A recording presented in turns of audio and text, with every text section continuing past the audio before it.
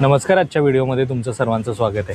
आजच्या व्हिडिओमध्ये ना मी माझ्या एका क्लायंटला भेटायला इथे आलेलो आणि त्यांना भेटल्यानंतर ना मला एक असं जबरदस्त वाटलं की लोक काहीही करू शकतात. म्हणजे जर इन्व्हेस्टमेंट करण्याची मनात इच्छा असेल ना तर लोक कोणत्याही वयात आणि कुठल्याही वर्षी इन्व्हेस्टमेंट स्टार्ट करू शकतात. म्हणजे काही दिवसापूर्वी मी एक व्हिडिओ पोस्ट केला होता आणि त्याच्यामध्ये एक कमेंट आली होती की माझं वय 70 वर्ष आहे, तर आता तुम्ही मला सांगा की मी इन्व्हेस्टमेंट कुठे करावी. तर बऱ्याच लोकांनी आहे ना त्याच्यावरती कमेंट केलेली की मसनात करा, हेल्थवरती करा, आता बस झालं की स्मशानभूमीमध्ये करा. अशा कमेंट्स त्यांनी त्या कमेंट्सवरती केल्या होत्या. अशी लोकं खूप नॅरो माइंडेड आहेत असं मला वाटेल. कारण की काय हरकत आहे ना, वयाच्या 70व्या वर्षी इन्व्हेस्टमेंट करू शकत नाही का माणूस? का ठरलेलं आहे की वयाच्या 70व्या वर्षानंतर माणूस मरणारच आणि त्याने इन्व्हेस्टमेंट करूच नाही, असं काय आहे का? असं अजिबात नाही आहे. कारण की वयाच्या 70व्या वर्षानंतरसुद्धा लोक कामं करतात. आपला भारताचा पंतप्रधान ज्याचं वय 70 वर्षापेक्षाही जास्त झालेलं आहे, तो सुद्धा तर देश सांभाळतो आहे ना.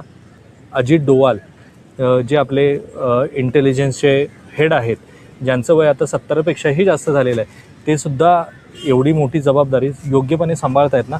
मग त्याच्यासाठी वयाची अट ही का? म्हणजे म्युच्युअल फंडमध्ये जर इन्व्हेस्टमेंट करायची असेल तर वय नेहमी लक्षात का घेतलं जातं हेच मला आजपर्यंत समजलेलं नाही. की लोक जेव्हा, यांचंच उदाहरण नाही, काही लोक अशीही आहेत की ज्यांचं वय आता 60 वर्ष आहे, तर ते सांगतात सर आता आम्ही काय म्युच्युअल फंडमध्ये इन्व्हेस्टमेंट करणार. तुम्ही म्युच्युअल फंडमध्ये सांगता की लाँग टर्म इन्व्हेस्टमेंट करा तरच तुम्हाला त्याच्यातनं रिटर्न्स जमतील. तर आम्ही किती वर्ष आता जगणार आहोत ना. आता तर आमचं वय 60 आहे, पण जर तुमच्या नशिबाने तुम्ही आता 60मध्ये इन्व्हेस्टमेंट स्टार्ट करताय आणि 70-80पर्यंत जर तुम्ही जगताय, तर 20 वर्ष तुमच्याकडे आहेत ना इन्व्हेस्टमेंट करण्यासाठी. आणि प्रत्येक वेळेस का असा विचार करावा की आपल्यासाठीच आपण इन्व्हेस्टमेंट करावी?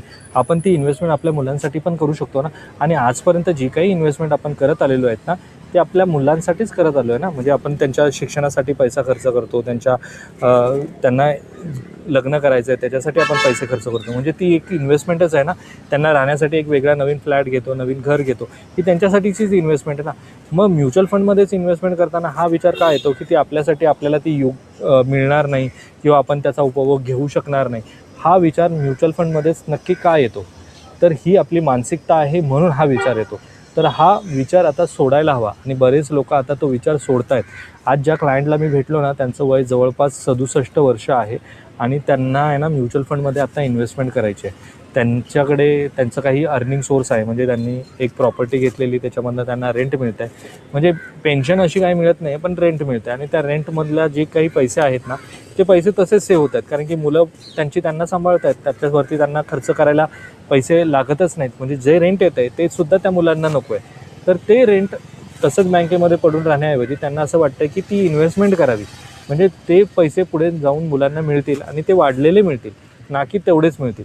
तर त्याच्यासाठी त्यांना ती म्युच्युअल फंडमध्ये इन्व्हेस्टमेंट करायची आहे. आणि त्यांच्याशी डिस्कस करत असताना त्यांनी सांगितलं की सर आमच्या वेळेस आहे ना आम्हाला असं गाईड करणारं कोणी नव्हतं, त्यामुळे आम्हाला इन्व्हेस्टमेंट करताच आली नाही किंवा आम्हाला माहितीच नव्हतं असं काही असतं.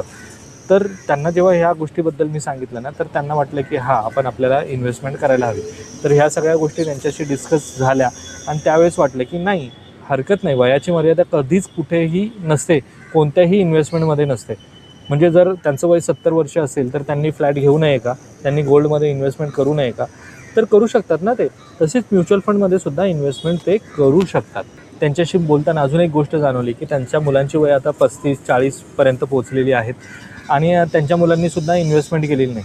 तर त्यांचं असं म्हणतं आहे की सर माझ्या मुलांनी जर वयाच्या 20व्या वर्षी किंवा 25व्या वर्षी जर इन्व्हेस्टमेंट स्टार्ट केली असती ना, तर आता ते रिटायर्डसुद्धा होऊ शकले असते. कारण की एवढी चांगली वेल्थ त्यांच्याकडे जमा झाली असती. कारण की त्यांचा जो पगार येत होता ना, त्यांचा पगार ते युटिलाइजच करत नव्हते. म्हणजे घरात द्यायचे, पण हे वर्किंग होते त्यामुळे घर चालवण्याची जिम्मेदारी वडिलांवरती होती. म्हणजे त्यांचे पैसे तसेच सेव्ह होत होते. तर अशा प्रकारे जर पैसे असे सेव्ह करणार असाल तर ते म्युच्युअल फंडमध्ये नक्की का नाही? तर लोकांना ना त्याच्याबद्दल माहितीच नसते. बऱ्याच वेळा आहे ना त्यांना खूप मोठी भीती असते की आपण आपले पैसे जर इन्व्हेस्टमेंट केले तर अशा प्रकारे इकडे तिकडे जातील किंवा डुबले जातील किंवा त्याच्याबद्दल अवेअरनेसच नव्हतं, त्यामुळे लोकांनी इन्व्हेस्टमेंट केली नाही. पण आता ते वेगवेगळ्या व्हिडिओजच्या माध्यमातून किंवा ॲडच्या माध्यमातून जेव्हा बघतात ना, त्यावेळेस त्यांना असं वाटतं की नाही, आता आपण सुरुवात करायला हवी, अजून वेळ घालवायला नको. तर म्युच्युअल फंडमध्ये इन्व्हेस्टमेंट करताना आहे ना कधीही वयाचं बंधन नाही आहे. माझ्याकडे असेही काही क्लायंट आहेत की ज्यांचं वय 76 वर्ष आहे. 76 वर्ष वय असतानासुद्धा त्यांनी इन्व्हेस्टमेंट केलेली आहे. आणि असाही इन्व्हेस्टर आहे की ज्यांनी नुकतंच 18 वर्ष पूर्ण केलेलं आहे, पण त्याला माहिती आहे की म्युच्युअल फंडमध्ये काहीतरी पुढे होणार आहे, बऱ्याच गोष्टी घडणार आहेत आणि लॉंग टर्ममध्ये वेल्थ क्रिएट होऊ शकते. तर वयाच्या 18व्या वर्षासुद्धा त्याने SIP सुरू केली आणि फक्त 1000 रुपयाची SIP आहे. मी असं म्हणत नाही की खूप मोठ्या अमाऊंटची SIP तुम्ही करा, पण जर तुमचं वय कमी आहे ना, तुम्ही सुरुवात तर करा. जशी सुरुवात कराल हळूहळू टप्पा तुम्ही मोठा गाठाल. जेव्हा एखादा माणूस नोकरी करायला सुरुवात करतो ना, म्हणजे अगदीच पहिली नोकरी असेल ना, तर कुठल्याही माणसाला तुम्ही विचारा, ती नोकरी तो त्याच्या 1 लाखाच्या सॅलरीपासून सुरू करत नाही, तर अगदीच 10,000 रुपयापासून, काही लोक तर 1000 रुपयाच्या सॅलरीपासून सुरुवात करतात आणि आज त्यांची सॅलरी 70-80 हजार रुपयापर्यंत आहे. म्हणजे 10,000 रुपयाची सॅलरीने सुरुवात करतायत ना तुम्ही, तर ती पुढे वाढतच जाते ना. तशीच म्युच्युअल फंडमध्ये इन्व्हेस्टमेंट आहे, तुम्ही 1000 रुपयाच्या SIPने सुरू करून पहा, नंतर ती हळूहळू वाढतच जाणार आहे. पण सुरुवात करणं महत्त्वाचं आहे. जशी आपण नोकरीमध्ये सुरुवात करतो, कुठली तरी नोकरी पहिली पकडतो आणि त्याच्यामध्ये आपण आपला वेळ देतो, 2 वर्ष 3 वर्ष त्या नोकरीमध्ये घालवतो आणि नंतर आपली सॅलरी पुढे जाते, वाढते. का तर आपला एक्सपिरियन्स वाढतो. तसंच म्युच्युअल फंडमध्ये इन्व्हेस्टमेंट करण्यासाठी सुरुवात तर तुम्ही करा. हळूहळू तुम्हाला त्या म्युच्युअल फंडमधल्या इन्व्हेस्टमेंटची व्हॅल्यू कळायला सुरुवात होईल आणि तुम्ही ऑटोमॅटिकली त्यामध्ये इन्व्हेस्टमेंट करत जाल. तर अशीही काही लोकं आहेत की जी अशा प्रकारे इन्व्हेस्टमेंट करतात. म्हणजे वयाच्या 76व्या वर्षीसुद्धा इन्व्हेस्टमेंट करत आहेत, वयाच्या 18व्या वर्षीसुद्धा इन्व्हेस्टमेंट करणारी लोकं आहेत. त्यामुळे म्युच्युअल फंडमध्ये इन्व्हेस्टमेंट करताना कोणत्याही वयाची अट नाही. तुम्ही वयाच्या 76व्या वर्षी, वयाच्या 80व्या वर्षीसुद्धा इन्व्हेस्टमेंट करू शकता आणि वय 18 वर्ष कंप्लीट झाल्यानंतरसुद्धा तुम्ही इन्व्हेस्टमेंट करू शकता. जर 18 वर्ष कंप्लीट झाल्यानंतर इन्व्हेस्टमेंट केली तर जवळपास तुमच्याकडे 30-32 वर्ष आहेत इन्व्हेस्टमेंट करण्यासाठीच आहे. माझे अजून दुसरे एक क्लायंट आहेत ज्यांनी त्यांच्या मुलाच्या नावाने SIP सुरू केली. पैसे सध्या तेच भरता येतात, पण त्यांचं असं म्हणणं आहे की सर, मुलाला जेव्हा ही SIP हँडओव्हर करेल, जेव्हा तो नोकरी करायला सुरुवात करेल आणि त्याला पैसे अर्निंग सुरू होईल, त्यावेळेस त्याच्याकडे ना चांगला फंड तयार झालेला असेल आणि त्याला वाटेल की आता याच्यामध्ये मी अजून वाढवत राहील. तर अशीही काही लोकं आहेत. तर त्यामुळे आहे ना, जसं लोक सांगतात ना की मुलांना फायनान्शियली अवेअर करणं खूप महत्त्वाचं आहे, काळाची ती गरज आहे. कारण की हल्लीच्या मुलांना आहे ना 10-15 हजार रुपये किंवा 5-7 हजार रुपये सहज खर्च करतात महिन्याला.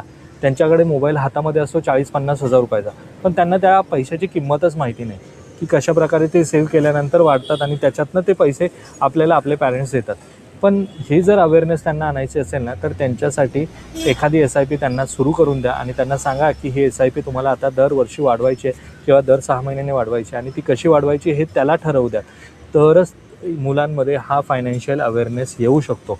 मोठ्या लोकांमध्ये, ज्यांचं आता मी तुम्हाला उदाहरण दिलं, वय रिटायर्ड झाल्यानंतर आता त्यांना असं वाटतं आहे की पस्तावा होतं की आपण ती वेळ अगोदर का नाही केली, आपण ती इन्व्हेस्टमेंट अगोदर सुरू का नाही केली. तसं तुमच्या मुलांनासुद्धा वाटू देऊ नका, की त्यांना तो पस्तावा होऊ देऊ नका की त्यांनी अगोदर आमच्या पालकांनी आम्हाला हे का नाही सांगितलं, आमच्या पॅरेंट्सने आम्हाला का नाही सांगितलं. तर ही वेळ नंतर तुम्ही तुमच्यावरती येऊ देऊ नका. त्यामुळे लवकरात लवकर तुम्ही तुमच्या मुलांच्या नावाने SIP सुरू करा. भले पैसे तुम्ही भरा, पण तुम्ही सुरुवात तर करून द्या त्यांना. जशी तुम्ही तुमची सुरुवात खूप लेट केली, कारण की तुम्हाला कोणी सांगण्यासारखं नव्हतं, पण मग तुम्ही आहात ना तुमच्या मुलांना सांगण्यासाठी, तर ती SIP तुम्ही तुमच्या मुलांची लवकरात लवकर सुरू करा की जेणेकरून ते फायनान्शियली अवेअर होतील आणि इन्व्हेस्टमेंट स्टार्ट करतील. तर हेच होतं मित्रांनो आजच्या व्हिडिओमध्ये, की म्युच्युअल फंडमध्ये इन्व्हेस्टमेंट करण्यासाठी कोणतंही वय नाही, कोणत्याही वयाची अट नाही.